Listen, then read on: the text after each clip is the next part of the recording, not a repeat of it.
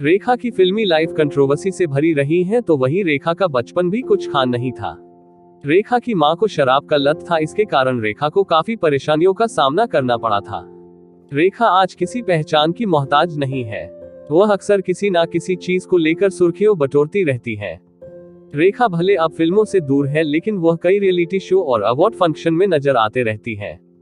एक जमाने में रेखा के एक लुक को देखने के लिए दर्शक बेताब रहते थे। रेखा के बचपन से जुड़े कई किस्से हैं जिसे शायद ही कोई जानता होगा।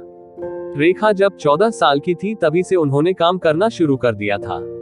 मशहूर लेखक यासीन उस्मान के बारे में तो आप जानते ही होंगे। यासीन उस्मान ने रेखा के ऊपर एक किताब लिखी है। इस किताब का नाम रेखा कैसी पहेली जिंदगानी है। इस किताब में रेखा से जुड़े कई किस्से हैं। रेखा के बारे में कई चीजें इस किताब में है।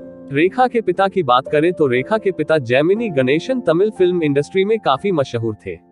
वहीं बात रेखा की मां पुष्पावली की करें तो पुष्पावली तेलुगु फिल्मों की जानी मानी एक्ट्रेस रही है। वहीं रेखा के पिता जेमिनी गणेशन साउथ के सुपरस्टार थे। पुष्पावली जेमिनी गणेशन की तीसरी पत्नी थी। रेखा और पुष्पावली के रिश्ते अच्छे नहीं चल रहे थे। वहीं पुष्पावली ने अपनी बेटियों को नहीं स्वीकारा था। कुछ ही समय बाद पुष्पावली ने साउथ एक्ट्रेस सावित्री से शादी कर ली। ऐसे में रेखा की मां को जब पता चला कि जेमिनी गणेशन ने शादी कर ली है तो वह इसे बर्दाश्त नहीं कर पाए। इसके बाद ही पुष्पावली को शराब और घोड़ों पर पैसा लगाने की आदत हो गई। उनकी इस आदत ने उन्हें पूरे तरीके से कंगाल कर दिया था। इस दौरान रेखा काफी छोटी थी। इसके बाद भी रेखा की मां ने रेखा को काम करने के लिए मजबूर किया। कई बार सेट पर ना जाने के कारण रेखा को मार भी पड़ती थी।